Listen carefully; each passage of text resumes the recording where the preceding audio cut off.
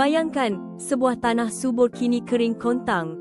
Selama 7 tahun, kelaparan dahsyat melanda, membawa keputusasaan. Petani pandang ladang mereka, tak tahu nak buat apa. Kenapa semua ini berlaku? Adakah ini hukuman? Ada rahsia tersembunyi yang perlu kita bongkar. Alkitab suci membongkar puncanya.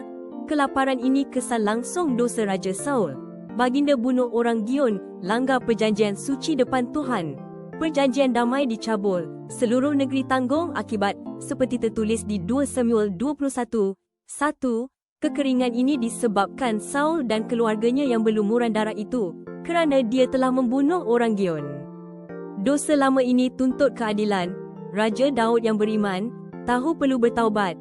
Dia rendah hati cari orang Gion, tanya apa perlu untuk penebusan.